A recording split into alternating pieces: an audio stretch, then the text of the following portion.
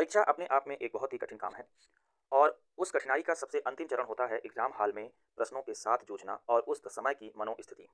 और उसमें भी जब परीक्षा मध्य प्रदेश लोक सेवा आयोग की हो तो अपने आप में एक नए प्रकार का चैलेंज पैदा होता है। इन सब विषयों को लेकर के कि परीक्षा हाल में कैसे आप अपने आप को मैनेज करें, उस 2 घंटे को कैसे आप मैनेजमेंट करें जिससे बिना पढ़े हुए प्रश्न भी आप सही करके आएँ। तो यह वीडियो एक लाइव चर्चा के माध्यम से होना था, लेकिन लाइव चर्चा ना हो पाई टेक्निकल समस्या के चलते। तो इसको रिकॉर्डेड फॉर्म में मैं आपके सामने उपलब्ध करा रहा हूं, जिसमें सबसे अहम मुद्दा है बिना पढ़ा हुआ भी कैसे सही कर लें और जो आपसे बनता है वो कैसे गलत ना हो। ठीक है, तो इन मुद्दों को लेकर के हम आज बात करेंगे। तो 4-5 प्रकार की हमारे पास बातें हैं, उनमें से सबसे महत्वपूर्ण बात है कि बिना पढ़े हुए भी कैसे आप सही कर लें प्रश्नों को। और यदि आप यह सीख जाते हैं और ये कर लेते हैं तो निश्चित रूप से 5-6 प्रश्न आपके अतिरिक्त सही होंगे, जो आपके सिलेक्शन में एक बहुत बड़ी भूमिका निभाएंगे। आइए, कुछ बातें हैं, कुछ मनोवैज्ञानिक बातें हैं, कुछ स्ट्रेटजी की बातें हैं, कुछ जुगाड़ भरी बातें हैं, कुछ तुक्के की बातें हैं, कुछ गैस की बात है, कुछ अंतरात्मा की बातें हैं। वो बातें मैं आपको परीक्षा के पहले देना चाहता हूं। कुछ यूं समझ लीजिए कि जैसे एक प्रशिक्षक, एक गुरु अपने योद्धाओं को युद्ध में उतारने से पहले युद्ध के सारे भेद बता देता है, वही काम मैं आपके साथ करने जा रहा हूं। तो सबसे पहली बात, मुझे अक्सर विद्यार्थियों से सुनने को मिलता है कि वो परीक्षा के पहले बहुत ज़्यादा टेंशनाइज्ड या तनाव में हो जाते हैं। कुछ विद्यार्थी फैंटेसी में तनाव ले लेते हैं, तनाव रहता नहीं है फिर भी तनाव ले लेते हैं। तो मैं ऐसे विद्यार्थियों को कहना चाहूँगा कि आप बाजी मत हारिए पहले से और अपने आप को हारा हुआ पहले ही महसूस ना करिए। युद्ध में जाते समय जैसे एक योद्धा सारे बल के साथ, सारे ऊर्जाओं को सब समेट करके एक सफर तय करता है और सफर में निश्चित रूप से वो विजय के लिए दौड़ता हुआ जाता है, ठीक उसी प्रकार से आप सारी ऊर्जाएं, सारे फैक्ट, सारे तथ्य, सारी किताबों के ज्ञान को समेट करके आप परीक्षा में जाएंगे। तो परीक्षा में जाने से पहले यदि निराशा लेकर जा रहे हैं तो यह बात बिल्कुल भी एक योद्धा की नहीं है। और मैंने हमेशा परीक्षार्थियों को एक योद्धा माना है। परीक्षा सेंटर में 2 घंटे जो संग्राम हम उस पेपर के साथ लड़ते हैं, वह वाकई में हम लोग के लिए किसी युद्ध से कम नहीं होता है। तो मैं यहाँ पे ये कहना चाहूंगा कि आप एक, चाहे ज्ञान आपका कम हो या ज़्यादा हो, चाहे आपने कम पढ़ा है या ज़्यादा पढ़ा है, लेकिन जब आप परीक्षा में जाएं, आपने मूवीज़ में या युद्ध की कहानियों में देखा होगा कि कितना भी छोटा योद्धा होगा, लेकिन जब वो युद्ध के लिए जाता है तो पूरे हुंकार के साथ जाता है। तो उस हुंकार की आवाज़ के साथ आपको पूरे विश्वास के साथ, पूरे आत्मविश्वास के साथ परीक्षा में जाना है और परीक्षा के हर एक प्रश्न को अपना एक शत्रु समझते हुए उसके साथ वही प्रहार करना है जो प्रहार एक योद्धा अपने दुश्मनों के विरुद्ध करता है। राहत इंदौरी का एक गजब का शेर है कि जुगनुओं ने फिर अंधेरों से लड़ाई जीत ली और चांद सूरज घर के रोशनदान में रखे हैं। तो जुगनुओं ने फिर, आप एक छोटा सा जुगनू है लेकिन अंधेरे में लड़ाई जीतने की पूरी क्षमता रखते हैं, इस विश्वास के साथ आपको परीक्षा देने जाना है। बहुत सारी बातें इसी प्रकार से हैं और उन बातों में से एक सबसे बड़ी बात है कि इस वीडियो के शुरू में ही मैं आपको स्पष्ट कर दूं कि मैं इस वीडियो में क्या क्या चर्चा करने जा रहा हूं। तो आइए कुछ चीजें दिखाता हूं आपको। इस वीडियो का सबसे अहम मुद्दा है तनाव प्रबंधन। एग्जामोफोबिया जो है उसको मैं इस वीडियो के माध्यम से दूर करने का प्रयास करूंगा। परीक्षा का जो डर होता है, परीक्षा का जो भय होता है, सारी पढ़ाई एक तरफ, सारा ज्ञान एक तरफ, लेकिन यदि तनाव और भय आ गया, ये फोबिया आ गई, तो आप मान के चलिए कि पेपर डिस्टर्ब होने वाला है। और यदि आप पहली बार पेपर नहीं दे रहे हैं तो आपको ये सारी चीजें पता होंगी कि बहुत सारे प्रश्न पढ़ते हुए गलत होते हैं, बहुत सारी चीजें ऐसी होती हैं जो आप जानते रहते हैं लेकिन एट द टाइम याद नहीं आती हैं। वो किस वजह से होती है? वो साइकोलॉजी के इस रोग की वजह से होती है, एग्जामोफोबिया की वजह से होती है, तनाव की वजह से होती है। और उस तनाव को दूर करने के लिए मैंने बहुत सारा इस पर रिसर्च किया है। मैंने अपनी पढ़ाई की फिलॉसफी, अपनी साइकोलॉजी, अपनी भाषा, 3 प्रकार का ज्ञान और साइंस, 4 प्रकार का ज्ञान इसमें समेटने का प्रयास किया है। और उसके माध्यम से मैं कोशिश करूंगा कि इस वीडियो के अंत तक आप इतना कॉन्फिडेंट हो जाएं, आप इतना, आपके अंदर आत्मविश्वास आ जाए, आपको वो तरीके, वो जुगाड़, वो सारे कौशल बता दूं जो परीक्षा में या परीक्षा रूपी युद्ध रण में आपको, रणभूमि में आपको काम आते हैं। तो आइए हम लोग पहले यह डिसाइड कर लेते हैं कि इस वीडियो की सीमा क्या है और कहां तक इस वीडियो में हमें जाना है। पहला पॉइंट इसमें है, क्या आपको तनाव है या फिर तनाव का भ्रम है। कुछ मैं आपको चीजें बताऊंगा, कुछ लक्षण बताऊंगा, उन लक्षणों को देख के बताइएगा कि क्या आपके अंदर है या नहीं। यदि है तो फिर आप निश्चित रूप से थोड़ा बहुत टेंशन में होंगे, और यदि नहीं है तो तनाव की फैंटेसी, तनाव का भ्रम मत पालिए। आपके अंदर कोई तनाव नहीं है,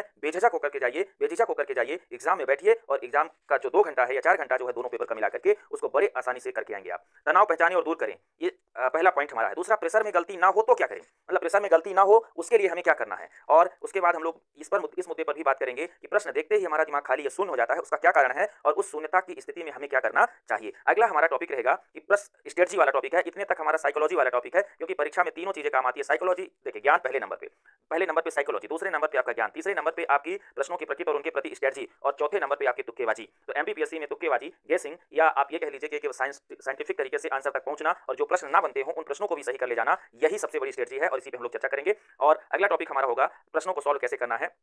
ये कुछ प्रश्नों की प्रकृति है जो हमेशा सही होते हैं, कुछ हमेशा सही नहीं होते हैं, कुछ 50-50% होते हैं, उन पे क्या करना है। और लास्ट में मैं आपको यह बताऊंगा कि इन प्रश्नों को, कुछ प्रश्न हमने नमूने के लिए सैंपल के रूप में दिए हैं, ऐसे प्रश्नों को कैसे हैंडल करना है।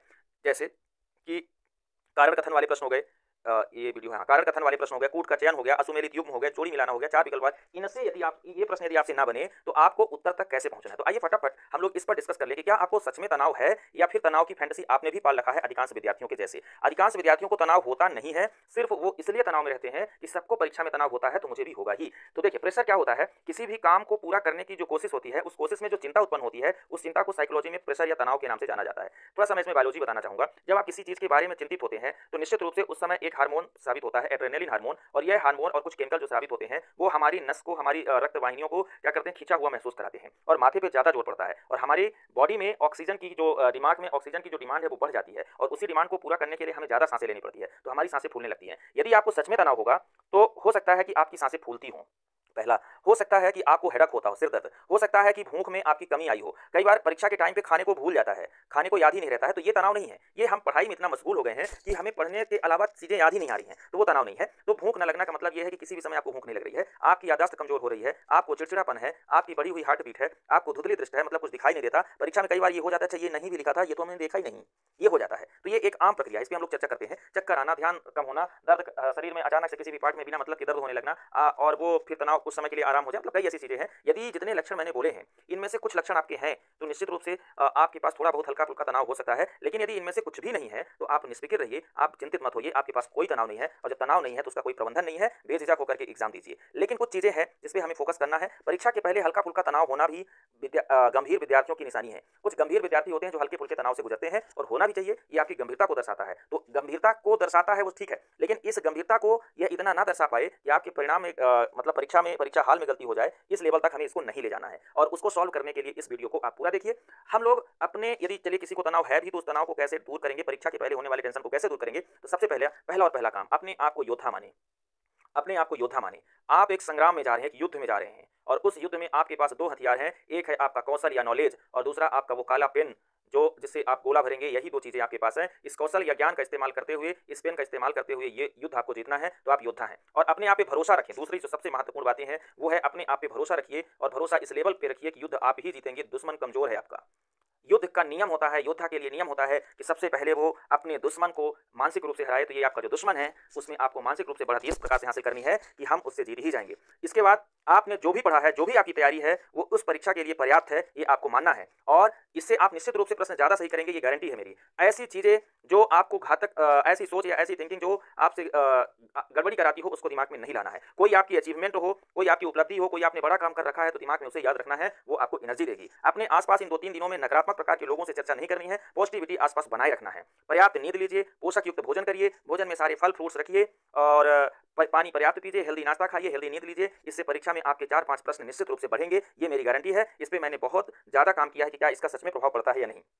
कुछ चीजें हैं, मैंने कहा कि यदि ये सारी चीजें नहीं है तो आपको वो तनाव नहीं बल्कि तनाव का भ्रम है। और यदि तनाव है तो तनाव को दूर करने के लिए थोड़ी चीजें, जैसे जब आप परीक्षा हाल में जाते हैं तो पहला काम ये ना करें कि लगातार पढ़ते ना रहें। परीक्षा के 2 घंटे पहले आपकी पढ़ाई स्टॉप, मतलब स्टॉप। आप कुछ भी नहीं पढ़ना है, आपकी सारी तैयारी पूरी है। अब ऐसा नहीं कि आप परीक्षा सेंटर में भी कापी नोट्स खोले रिवाइज कर रहे हैं। होता क्या है कि हमारा ब्रेन एक पैटर्न पे काम करता है, और जब हम इसी फैक्ट के साथ यहाँ कूद रहे हैं, हो सकता है कि फैक्ट एक आए और एक आपका सही हो जाए, बड़ी खुशी होगी कि अभी अभी पढ़ के आए और अभी अभी सही हो गया। लेकिन इसका नकारात्मक असर क्या है कि इसके चलते आपके और भी प्रश्न जो है वो गलत हो जाएंगे, उनकी समझ नहीं बन पाएगी आपको। इस प्रकार से अपने माइंड को यहाँ पे बिजी नहीं रखना है, माइंड को यहाँ पे एकदम खाली रखना है। पहला काम, जो सबसे गलत काम आप लोग करते हैं या अधिकांश विद्यार्थी करते हैं, वो यही है। दूसरा, जब आप सेंटर में प्रवेश कर जाएं तो जो खाली टाइम बचता है आप उसको उस टाइम को आपको थोड़ा सा अपने ऊपर खर्च करना है, अपने अंदर खर्च करना है। एक बार अपनी आंखें बंद करके लंबी सांसें लेकर के पेपर को पकड़ना है, और पेपर पकड़ते हुए यदि आपकी दिमाग इस प्रकार से हो जाए, इस प्रकार से जैसे ये सीढ़ी के पास लगा हुआ है, मतलब पेपर को देख करके यदि आप प्रश्न देखते ही दिमाग खाली शून्य हो गई है, तो ऐसी स्थिति में भी घबराना नहीं है। आपने यदि एक बार क्या किया है, प्रश्न पढ़ना शुरू कर दिया,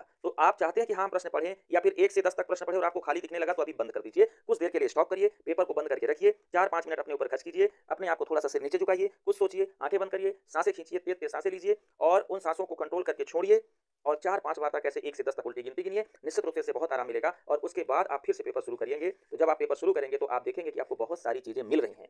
ऐसी स्थिति में आपसे बनते हुए भी गलत हो जाएंगे यदि आप 1 से 10 तक प्रश्न देखें और आपकी आंखें अब काम करना बंद कर दी, आंखों के सामने अंधेरा छा गया। तो उस अंधेरे से निपटने के लिए आपको चाहिए कि कुछ देर के लिए इसको बंद करिए, फिर आप प्रश्न देखना शुरू करिए। दोबारा आप जब प्रश्न खोलेंगे तो आप पाएंगे, आश्चर्यजनक रूप से आप पाएंगे कि आपको सारे प्रश्न फिर से सही सलामत दिखने लगे हैं। ये मेरी गारंटी है। तो यदि कभी ऐसा हो जाए तो उसी समय पेपर को बंद करके रख देना है, कुछ देर रेस्ट करना है, थोड़ा सोचना है, मतलब थोड़ा ध्यान एकाग्रित करना है, है, थोड़ा सांसें खींचनी है, 2-4-6 बार प्राणायाम करना है वहीं पे बैठ करके। इसके बाद आपको 4-5 मिनट बाद पेपर फिर से शुरू करना है। लास्ट में टाइम बचा ही रहता है, तो जब अंतिम में समय बचा ही रहता है तो शुरू का ही समय का इस्तेमाल आप इसलिए इसमें कर सकते हैं।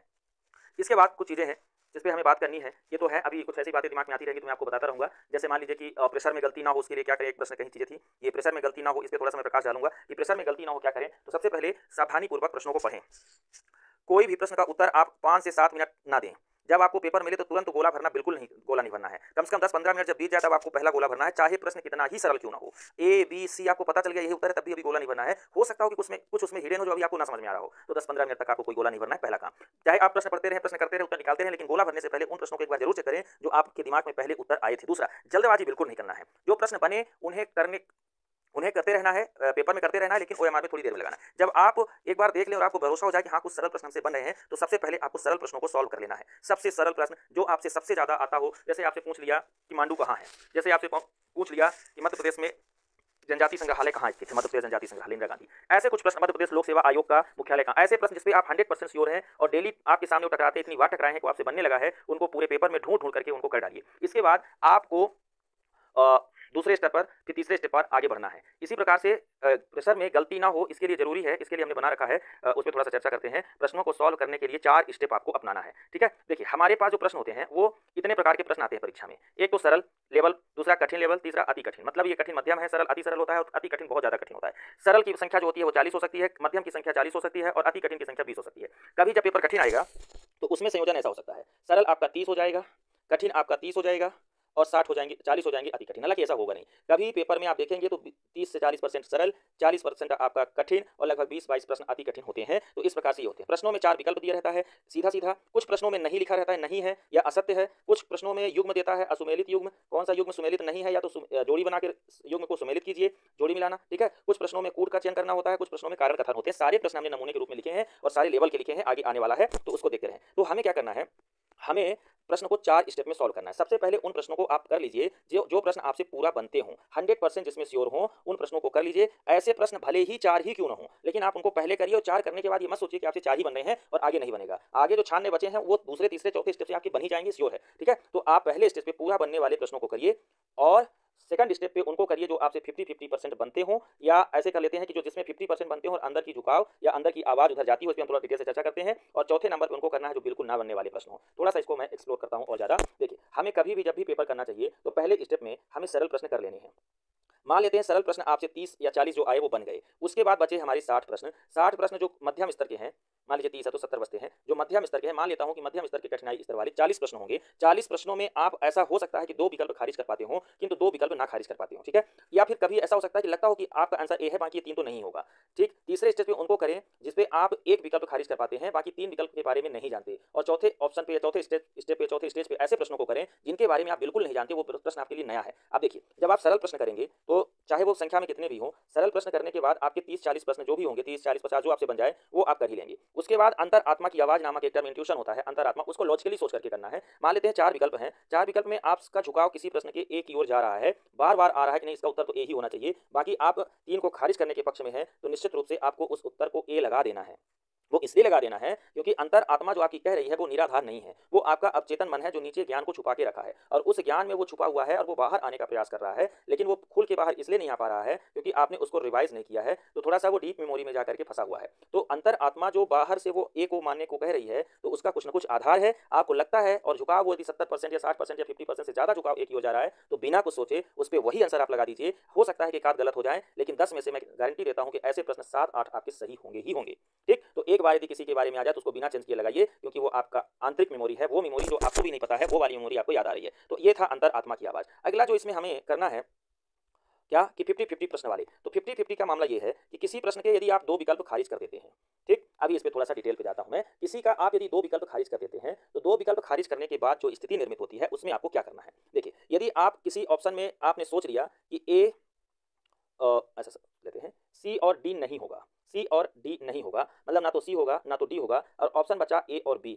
निश्चित रूप से ऐसे प्रश्न एमपीपीएससी में बहुत ज़्यादा होते हैं। या ऐसा हो सकता है कि ए या बी नहीं होगा, आंसर होगा तो या तो सी होगा या तो डी होगा। या तो ये स्थिति निर्मित हो सकती है, क्या स्थिति निर्मित हो सकती है, देखिए, या तो आपने कहा कि ए नहीं होगा, बी नहीं होगा, और आप फंसे हैं सी डी में, एक स्थिति ये निर्मित हो सकती है। दूसरी स्थिति ये निर्मित हो सकती है कि आप कह रहे हो कि सी नहीं होगा, डी नहीं होगा, आंसर होगा तो या तो ए होगा या तो बी होगा। तीसरी स्थिति ये हो सकती है कि आप कह रहे हो ए नहीं होगा, डी नहीं होगा, आंसर होगा तो बी होगा या सी होगा, ये स्थिति निर्मित हो सकती है। ठीक, ऐसी स्थितियों में एक स्थिति और बन सकती है कि आप कह रहे हैं बी नहीं होगा और सी नहीं होगा, आंसर होगा तो ए और डी होगा। ये स्थितियां इसमें निर्मित हो सकती है। देखिए, कभी भी आप, अब इसमें थोड़ा सा प्रश्नों के कठिन सरल लेवल का फर्क पड़ता है। यदि बहुत सरल प्रश्न है तो आपसे बन ही जाएगा, ठीक है। तो यदि आपको कभी भी लगे और बराबर बराबर लगे, झुकाव है तो जिधर झुकाव होगा दो ऑप्शन में से उधर मुड़ जाइएगा। मान लेते हैं कि सी की तरफ झुकाव आपका जा रहा है तो चले जाइएगा, ए की तरफ आपका झुकाव जा रहा है तो चले जाइएगा, इधर बी की तरफ आपका झुकाव जा रहा है तो चले जाइएगा, ए या डी में से कहीं झुकाव जा रहा है तो चले जाइएगा। लेकिन यदि कुछ ना हो, दोनों बराबर लग रहे हों, तो सी और डी में जब भी आपको कंफ्यूजन हो तो आपको सी लगा देना है, कोई दिक्कत की बात नहीं है, चलेगा, ठीक है। हो सकता है कि दो लगाएं तो एक ही सही हो, या 50% का ही मामला है, क्योंकि 50%, लेकिन इसकी संभावना ज्यादा है। या फिर आपको संयोजन देखना है, उसकी चर्चा आगे मैं करता हूं।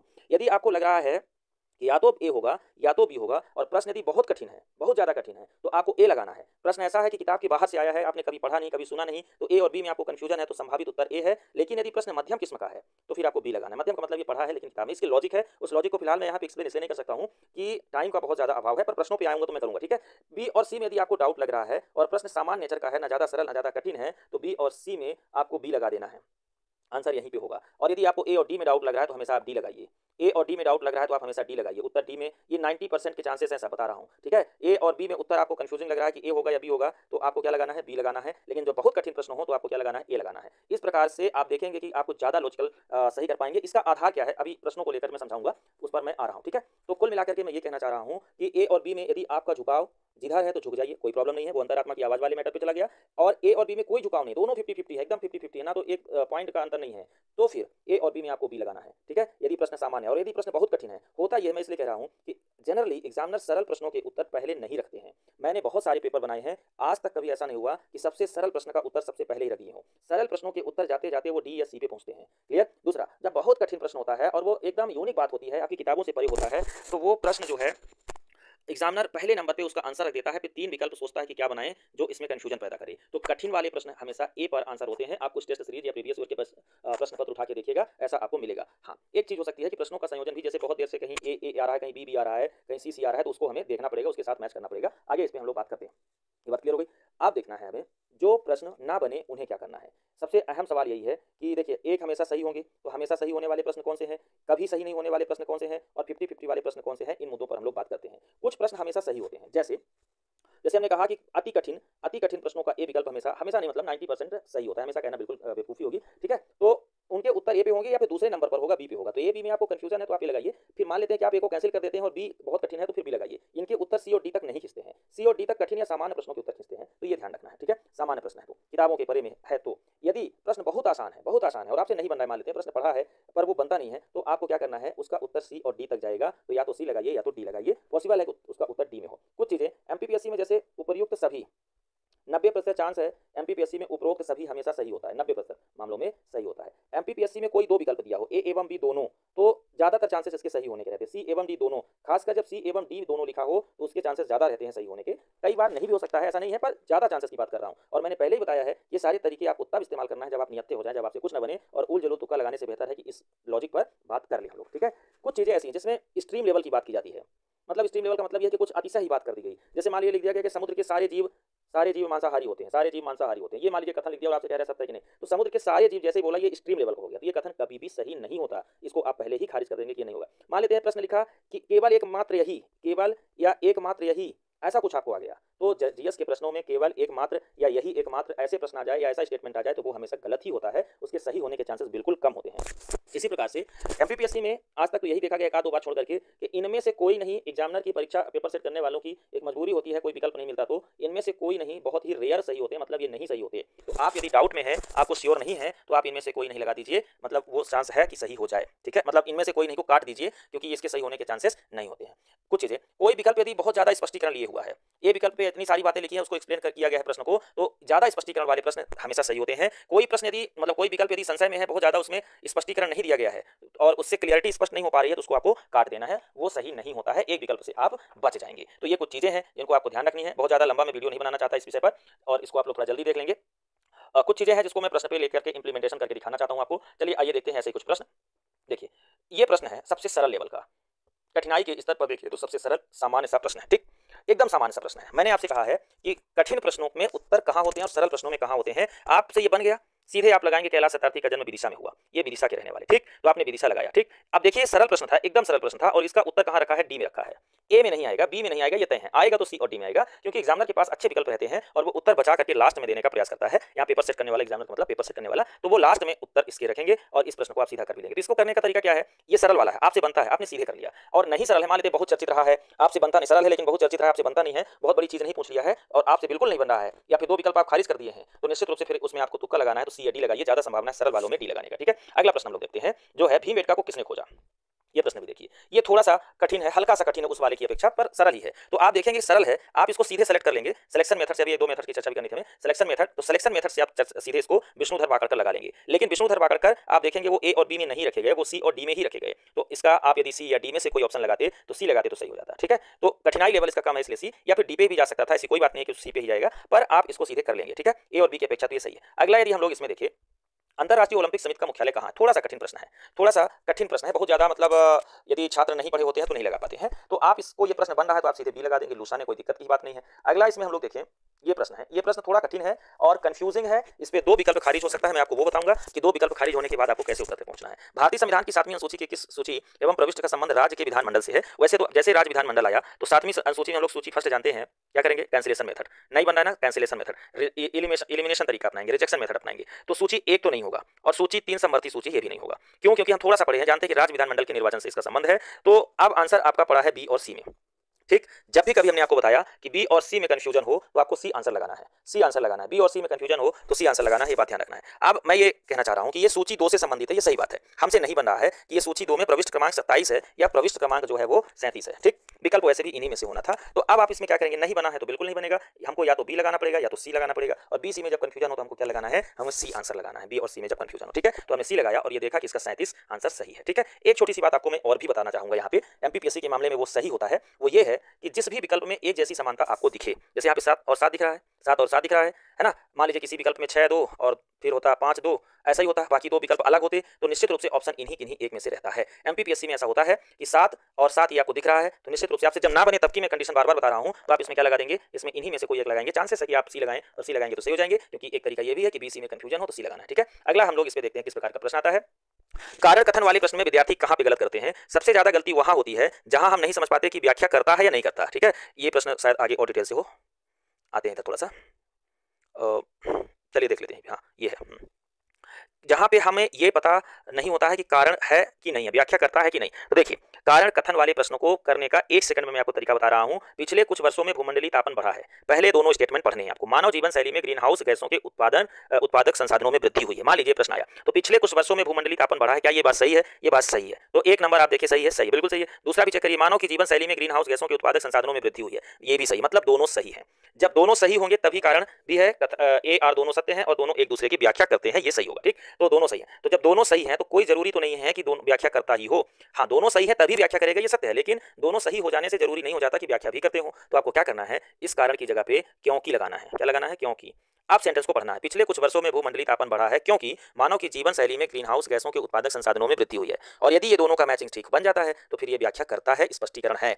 एक तरीका और है, कभी आपको कारण नीचे दे दिया जाता है तो फिर क्या करना है, यहाँ पे इसलिए लगा देना है और नीचे से सेंटेंस पढ़ के चेक कर लेना है। देखिए, मानव की जीवन शैली में ग्रीन हाउस गैसों के उत्पादक संसाधनों में वृद्धि हुई है, इसलिए पिछले कुछ वर्षों में भूमंडलीय तापन बढ़ा है। अब ये दोनों बातें संगत हैं तो इसका मतलब ये व्याख्या करता है, इन्हें ऐसे सॉल्व करना है, ठीक है। चलते हैं अगला जो है टाइप प्रश्न का, निम्नलिखित कथनों पर विचार कीजिए। ये है आपको कूट चुनने वाले प्रश्न कि इसमें कैसे आपको कूट चुनना है। तो निम्नलिखित कथनों पर विचार कीजिए। महालोक मंदिर उज्जैन में है, चित्रकूट ये सही है, चित्रकूट रामगमन पथ में शामिल नहीं है। अब देखिए कई बार ऐसा होगा जो सबसे बड़ा स्टेटमेंट होगा, मतलब जो सबसे कॉमन होगा उसी में नहीं है लगा देंगे, तो नहीं है वाला गलत है। अब आपको पूरा प्रश्न क्या करना है, इसमें विकल्प में आगे मान लीजिए लिखा हो 1 2 3, ठीक, आगे लिखा होगा केवल 2 1 2 ऐसे लिखा होगा, ठीक। तो मान लेते हैं 2 अब ये जानकारी पर आधारित है, महाकाल लोक उज्जैन में है, आप जानते हैं, तो मतलब एक तो सही होगा। तो जिस विकल्प में एक नहीं है उसको आप खारिज कर देंगे, ठीक है। फिर चित्रकूट रामगमन पथ में शामिल नहीं है, तो जिस विकल्प में, अब ये चूंकि असत्य कथन है, हमें सुना सत्य है, तो जिस विकल्प में 2 होगा वो आप खारिज कर देंगे। तो जिसमें 2 है वो खारिज हो गया, जिसमें 1 नहीं है वो खारिज हो गया। तो इसका उत्तर आपको ऑलरेडी ऐसे ही मिल जाएगा, ठीक है। ये आपका तरीका है। कुछ प्रश्न आते हैं इस टाइप के जोड़ी मिलाने के लिए, मतलब सुमेलित युग्म पहचानने के लिए। तो एमपीपीएससी के संदर्भ में ज्यादातर आंसर आपके डी नंबर पर होते हैं, डी नंबर वाला ही असुमेलित नहीं होता है, ठीक है। ज्यादातर ऐसा होता है, कई बार हमने इसको देखा है, तो ज्यादातर डी नंबर असुमेलित नहीं होता है, ठीक है। तो आपको डी चुन लेना है, लेकिन तब की स्थिति में जब ना बन रहा हो। ये सारी चीजें मैं तब के लिए आपको बता रहा हूं जब आपसे ना बन रहा हो, ठीक है। एक प्रश्न और ऐसे ही है, जैसे देखिए उसका भी आंसर डी, वो तो चलिए हमारी टेस्ट सीरीज का था, लेकिन ये पीएससी का प्रश्न है, एनकांगुआ दक्षिण अमेरिका, इसका यही आंसर है, बाकी सब सुमेलित है। नहीं, इसमें थोड़ी सी दिक्कत, हाँ इसमें सी में आंसर है, इसमें सी में। एल्ब्रुस जो है वो यूरोप में है, एशिया में नहीं है, ठीक है। तो इसमें सी में है, तो कई बार ऐसा भी हो सकता है। तो मतलब ये कह रहा हूँ कि सी और डी में आपका कंफ्यूजन हो तो आंसर सी और डी में मिल जाएगा, है ना। कई बार इसमें डी होता है। कुछ प्रश्न और हैं जिस पर हम लोग चर्चा कर रहे हैं, जहाँ पे हमसे प्रश्न बिल्कुल ना बने, वो ये प्रश्न मान लीजिए, और वो प्रश्न किससे संबंधित है, पूरा नाम लिखने से संबंधित है। तो पूरा नाम लिखने के लिए मैं आपको इसमें बताता हूं कि कोई भी, जैसे XML मान लीजिए मुझसे पूरा नहीं बनता, लेकिन मैं जानता हूं कि ये कंप्यूटर से संबंधित प्रश्न हो सकता है, तो मैं इसमें ऐसे कॉमन शब्दों को निकाल दूंगा जो इजीली यूज होते हैं लेकिन उनका कोई मतलब नहीं। जैसे मैं इस प्रश्न को ना जानता तो सबसे पहले यक्स मार्कअप लैंग्वेज इसको निकाल देता, क्योंकि कोई भी इतना बड़ा फुल फॉर्म यदि लिखा होगा तो उसमें एक्स यूं ही नहीं लिखा होगा, ठीक। तो इसको मैं निकाल देता। फिर मैं उसमें उन शब्दों को निकाल देता जिससे इसका कोई मतलब, जैसे इसमें एक्स्ट्रा लिखा है तो एक्स्ट्रा तो ई से शुरू होता है, तो इसको मैं निकाल देता, ठीक। अब बचते हैं 2, तो लैंग्वेज दोनों में है, एक्सटेंसिबल मार्कअप लैंग्वेज या एग्जाम्पल। अब ये देखिए एग्जाम्पल लिखा है, ध्यान से पढ़ेंगे तो इसको बड़े आसानी से, क्या लिखा है, एग्जाम्पल। एग्जाम्पल कोई शब्द होता नहीं है, एग्जाम्पल कोई शब्द होता नहीं, तो कुल मिलाकर के आप देखेंगे तो इसको जबरदस्ती 3 विकल्प यूं ही लिखे हुए हैं जिनका कोई मतलब नहीं होता है। तो एग्जाम्पल कोई मतलब नहीं होता, एक्स कोई मतलब नहीं होता, एक्स्ट्रा कोई मतलब नहीं होता, बचता है एक्सटेंसिबल मार्कअप लैंग्वेज, और इसका यही सही उत्तर होता है। बिना पढ़े बिना जाने आप इसके उत्तर तक पहुंच सकते हैं। देखने में आपको जटिल लगेगा, लेकिन जब आप इनसे जूझेंगे और इस पर थोड़ा सा लॉजिक लगाएंगे तो उत्तर निकाल आएंगे। एक ऐसे प्यूमा पूछा था, चलिए उस पर भी बात करते हैं, देखते हैं इसका कैसे आंसर निकलेगा। प्यूमा, प्यूमा में हमने कहा कि कोई ऐसा शब्द जो बहुत वेल नोन है, जो उससे रिलेटेड नहीं हो सकता। अब ये रोबोटिक से दिया है तो कोई आम शब्द इसमें तो होगा नहीं, होगा तो थोड़ा सा कठिन ही होगा, ठीक है। तो अब इसमें देखना ये है, और वो भाषाई रूप से शुद्ध होगा, ये भी बता दूं, ठीक। अब इसमें एक शब्द लिखा है यूज्ड या यूज्ड। अब ये कोई यूज्ड शब्द तो रोबोटिक्स में आएगा नहीं, प्रोग्रामेबल यूज्ड, तो भाषा की दृष्टि से ये सही नहीं है। Programmed utility machine for assembly ये हो सकता है, programmable universal machine for assembly हो सकता है, programmed utility machine to assembly इसके होने की भी चांसेस हो सकती है। अब एक विकल्प तो आप इसमें खारिज कर ही सकते हैं इस आधार पर कि यह भाषा इसकी ठीक नहीं लिखी है। तो मैं ये कहना चाह रहा हूं कि जब आपसे ना बने तो कुछ तिकड़म इस प्रकार से भी खेल लेने चाहिए, और एक विकल्प आप खारिज करेंगे तो आप पाएंगे कि 3 विकल्प जब आप शुरू करेंगे, मतलब 3 विकल्प बचेंगे, तो उसमें आपके चांसेस बढ़ जाएंगे सही होने के, ठीक है। अब इसके उत्तर को आप देखिएगा, programmed utility machine for assembly, तो ये भी हो सकता है कि प्रोग्राम्ड हो, प्री प्रोग्राम्ड हो, इसलिए प्रोग्राम्ड सही लिखा हुआ है, कोई दिक्कत नहीं है, ठीक। अब programmable universal machine for assembly ये भी हो सकता है, ये बिल्कुल हो सकता है, इसमें कुछ गलत नहीं लिखा है ना। और programmed utility machine to assembly, अब थोड़ा सा और बारीकी से हम लोग चेक करें तो programmed utility machine to assembly, programmed utility machine to assembly. अब जो प्रोग्राम्ड मशीन होगी वो असेंबल के लिए नहीं होगी, असेंबल का अब इनका थोड़ा सा अर्थ हमें तो समझना पड़ेगा तभी कर पाएंगे। तो हमने इसमें ए और डी विकल्प कैंसिल कर सकते हैं थोड़ा सा कॉमन सेंस लगाने पर, और फिर बचता है हमारे पास बी और सी। हमने आपको पहले बताया कि बी और सी में जब आपको कंफ्यूजन हो तो आपको सी लगाना है, और आप देखेंगे कि हाँ इसका उत्तर जो होता है वो programmable universal machine for assembly होता है। तो बी और सी में जब आपको कंफ्यूजन हो तो उत्तर आपको कहाँ, सी में डालना है। इस प्रकार से ये हो गया। अब मान लेते हैं मेरे दूसरे लॉजिक के हिसाब से कि सी और डी में कठिन प्रश्नों के उत्तर होते हैं, उस हिसाब से भी मैं आपको बता चुका हूं कि उत्तर या तो सी में होगा या तो डी में होगा। तो आप जब बहुत ज्यादा सरल प्रश्नों के, कठिन नहीं सरल प्रश्नों के, तो सरल प्रश्नों के उत्तर आपको सी और डी में मिलेंगे। तो प्यूमा बहुत ज्यादा कठिन प्रश्न नहीं था, हालांकि उस समय ये कठिन प्रश्न था, पर जो रोबोटिक्स पढ़ेंगे तो उसमें आप पाएंगे कि यह बहुत ज्यादा कठिन प्रश्न नहीं था, ठीक है। तो इस प्रकार से इसके उत्तर तक, पर इसमें ये वाली लॉजिक ही आपको एप्लीकेबल करना है, कठिनाई वाली नहीं, कि आपको ये देखना है कि इनके जो शब्द लिखे हैं वो किस लेवल के लिखे हैं। ऐसे ही कुछ प्रश्न है, अभी वो वाला लेवल बचा हुआ है जिस लेवल पे हम लोग बात करेंगे कि बिल्कुल निहत्थे हो जाए तो क्या करना है। इसमें तो ट्रिक लग रही है थोड़ी बहुत, 1-2 विकल्प कैंसिल कर पा रहे हैं और उससे आंसर तक पहुंचेंगे, लेकिन कुछ ऐसे प्रश्न हैं जिनसे हम बिल्कुल लड़ नहीं सकते, उनको हमें क्या करना है। चलिए एक प्रश्न इस पे जोड़ी मिलाने वाला है, वो भी देख लेते हैं कैसे जोड़ी मिलाई जाएगी। जोड़ी मिलाने का बहुत आसान है, एमपीपीएससी में आसान ही रहता है, बस 1-2 आपसे बन जाए तो आप आंसर निकाल लेते हैं। तो जैसे मान लीजिए बिंदु स्राव हम लोग नहीं जानते, बाष्पन तो जानते हैं, तो बाष्पन होता है जल की अवस्था परिवर्तन, चीड़ का तेल तो बाष्पन होगा नहीं, मतलब बी का 2 हो नहीं सकता, तो जहां जहां बी का 2 लिखा होगा वो हम लोग काट देंगे, ठीक। मान लेते हैं इसमें भी बी का 2 लिखा तो हमने काट दिया। फिर बचता है अब ये बाष्पन, तो चीड़ का तेल नहीं हो सकता ना, तो बी का 2 का तो संयोजन नहीं हो सकता, होगा कहाँ, जल से संबंधित होगा। तो जल में एक तो ये बिंदु ह्रास बिंदु स्राव, तो ये ऐसा सही हो जाएगा, तो ए का इसमें 3 हो जाएगा, बी का जो है वो 1 हो जाएगा, बाष्पन, ठीक। अब आप प्रगलन नहीं जानते हैं तो झाग कारक तो जानते होंगे, तो झाग कारक कोई धातु का अपचयन क्रिया तो कहलाएगी नहीं, तो इसका मतलब प्रगलन ये हो जाएगा और झाग कारक ये हो जाएगा। कहने का मतलब मेरा सिर्फ इतना है कि ऐसे प्रश्न एमपीपीएससी में कठिन नहीं होते, देखने में कठिन लगेंगे लेकिन वो आपसे बन जाएंगे, 1-2 का बना करके आप कूट का मैच कराएंगे तो वो मैच हो ही जाएगा। कुछ प्रश्न ऐसे होते हैं, हालांकि इसकी चर्चा कर चुका हूं, ठीक है। अब कुछ प्रश्न ऐसे होते हैं जिसपे आप बिल्कुल निहत्ते हैं, कुछ कर ही नहीं सकते, कुछ कर ही नहीं सकते। ठीक, क्या करेंगे ऐसे प्रश्नों में? गांधी जी ने जबलपुर की यात्रा कब की थी? या तो आपसे बनेगा या तो आपसे नहीं बनेगा। ठीक, या तो आपसे बनेगा या तो नहीं बनेगा। ऐसे प्रश्न पे हम कुछ नहीं कर सकते। अब इसमें तुक्का कैसे, अब यही तो हमारा चैलेंज है ना कि इसमें भी आप सही आंसर तक पहुंचे, कुछ खारिज कर पाएं, यही हमारा मेन उद्देश्य है, यही हमारा चैलेंज भी है। तो देखते हैं गांधी जी की यात्रा के बारे में। हम लोग कुछ भी नहीं जानते इस पे गांधी जी के बारे में, तो कैसे करेंगे? या तो ए लगाएंगे या तो बी लगाएंगे या तो सी लगाएंगे या तो डी लगाएंगे। ठीक, 5 मार्च 1921, 19 मार्च 2023, 15 मार्च 1920, 20 मार्च 1919, इस प्रकार से इसमें विकल्प दिए हुए हैं। मान लेते हैं कि हमें इनमें से, चलिए एक थोड़ा सा दूसरा प्रश्न लेते हैं, तब तक थोड़ा सा और लॉजिक आती है उस पर भी बता रहा हूँ। ये एक प्रश्न है इसी टाइप का कि 19वीं शताब्दी के मध्य में भारतीय राष्ट्रवाद भ्रूणावस्था में थी, इस तत्व को मानने वाले इतिहासकार कौन है? अब ये कथन वाला प्रश्न है।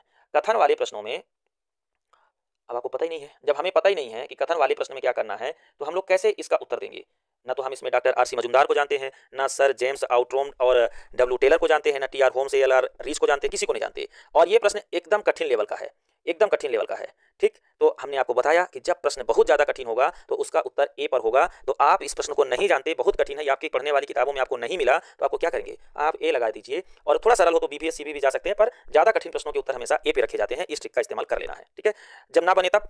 और बाकी कोई जरूरी नहीं कि हर बार सही हो, पर एक तरीका है, एक कौशल है। अब आते हैं सन वाले प्रश्नों पर। ठीक है, वैसे तो इस प्रश्न में गांधी जी के यात्रा के बारे में लिखा है, तो गांधी जी जबलपुर की पहली यात्रा कब किए थे? तो अब मान लेते हैं हमसे बिल्कुल नहीं बन रहा है। ठीक है, और इसमें कोई ट्रिक भी नहीं लग रहा है कि 21 है तो फिर कोई 23, 21, 21 दो तरफ लगा हुआ है। ठीक, तो इस प्रश्न को कठिन मानते हुए हम ए पे लगाएंगे, और ए पर जब आएंगे तो इसका उत्तर जो है आपको सही मिलेगा। नहीं मिलेगा तो भी आपको कहीं ना कहीं चांस तो लेना पड़ेगा, बहरहाल इसका उत्तर ये सही है। ठीक है, ए पर। ऐसे ही ये प्रश्न ये है, भारतीय रियासतों के शासकों के विशेष प्रीवी पर्सों की समाप्ति कब की गई? तो देखिए, अब इस प्रश्न पे हमें कठिन मान के लॉजिक लगाना है, ना कि केवल कठिन मान के 1950 लगा देना है ए नंबर पे। ठीक, अब इसमें लॉजिक कैसे इस्तेमाल, हालांकि ये सरल प्रश्न है, बहुत कठिन प्रश्न नहीं है। जब हम लोग पॉलिटी पढ़ते हैं तो एक सरल प्रश्न के अंतर्गत ही आता है, और सरल प्रश्न का उत्तर जो होता है, हमने आपको बताया कि डी पे, तो इस हिसाब से देखेंगे तो डी पर मान लेते हैं कि आपके लिए कठिन है। तो दूसरा तरीका इसमें क्या अपनाना है? दूसरा तरीका आपको इसमें अपनाना है कि देखिए, तरीका भारतीय रियासतों का पहली बात तो एकीकरण हुआ, और जब एकीकरण हुआ तो पूरा एकीकरण 1950 में ही नहीं हो गया। ठीक, एकीकरण की प्रक्रिया गोवा में 1961 तक चलती रही, तो ए फिर आप नहीं लगाएंगे। और ये आज़ादी के पहले तो समाप्त होने की मतलब गणतंत्र के पहले तो संविधान प्रीवी पर से समाप्त होने की कोई बात ही नहीं है। तो दो विकल्प आपने इसमें ऐसे खारिज कर दिया लॉजिक से। ठीक, अब रही बात इसमें 62 या 71, तो एक तरीका हमने आपको बताया है, सी डी में कंफ्यूजन हो तो डी लगाइए, तो उस तरीके से आप लगाएंगे तो भी सही हो जाएगा। ठीक, मान लेते हैं कि आप सी लगा देते हैं किसी कारण बस, ठीक है, तो ये गलत हो जाता है। तो थोड़ा तरीका और, 1962 भारत एक युद्ध से गुजरा है, और उस युद्ध की स्थिति में ये प्रीवी पर से समाप्त करने के लिए जो है वो टाइम नहीं होगा, कुछ और ही काम कर रहे होंगे। शासकों को असंतुष्ट करने का, या जो जिसके लिए प्रीवी पर से था, राजशाही शासकों के लिए, उनके प्रीवी पर से समाप्त करने का ये सही टाइम नहीं हो सकता। इतना लॉजिक लगाएंगे तब जाकर के आप सही विकल्प तक पहुंच जाएंगे। तो मैं इस वीडियो के माध्यम से आपको यही कुछ समझाना चाह रहा था कि कई जगह आपको सीधा सीधा प्रश्न नहीं उत्तर नहीं मिलता है, और ऐसी स्थिति एमपीपीएससी में पड़ेगी, कई जगह आएगी, तो उन सीधे सीधे उत्तर के अलावा भी आपको उत्तर तक कैसे पहुंचना है। तो जो भी मैंने आपको तरीका बताया, उसमें से ये बातें हमेशा याद रखना है कि ये इस्तेमाल तभी करना है जब आपसे बिल्कुल भी नहीं बन रहा है। आपको इस विषय पे यदि कोई कठिनाई है तो हमें कमेंट करके बता दें, उसको भी देखेंगे। लेकिन इस प्रश्न में बताई गई हर एक चीज़ इस रिस्क पे करना है आपको कि जब आप बिल्कुल निहत्थे हो जाए तभी करें, अन्यथा गलत भी हो सकता है। इस्तेमाल करने का तरीका आपको तब इस्तेमाल करना, तरीके के साथ आपको अपनी बुद्धि विवेक का भी इस्तेमाल करना है। यह एकमात्र जुगाड़ है, कोई यूनिवर्सल नियम नहीं है, कोई सार्वभौमिक नियम नहीं है। ठीक है, वीडियो में हमने पूरी कोशिश की है कि आप प्रेशर से मुक्त होकर के एग्जाम दें, और ना बनने वाले प्रश्नों को ना बनने वाले प्रश्नों को भी सही करें। सरल प्रश्न गलत ना हो, इसके लिए जरूरी है कि हर एक प्रश्न को पढ़ करके उसके सारे विकल्पों को पूरा पढ़ करके उत्तर दें। ठीक है, वीडियो में आपको क्या सबसे अच्छा लगा, वीडियो आपको कितना महत्वपूर्ण साबित हुआ, ये हमें कमेंट करके आप परीक्षा के बाद बताइएगा। लेकिन एक बात ध्यान रखिए कि यदि आप चैनल पर नए हैं तो चैनल को सब्सक्राइब जरूर कर दीजिए। परीक्षा के बाद मिलते हैं, परीक्षा के बाद ठीक मिलेंगे हम इस पे आपको आंसर कीज के साथ, और उस आंसर कीज में जो प्रश्न कठिन होंगे उनको इस टेक्निक के साथ आंसर तक पहुंचा करके आपको मैं लाइव आकर के बताऊंगा। धन्यवाद, शुभ रात्रि।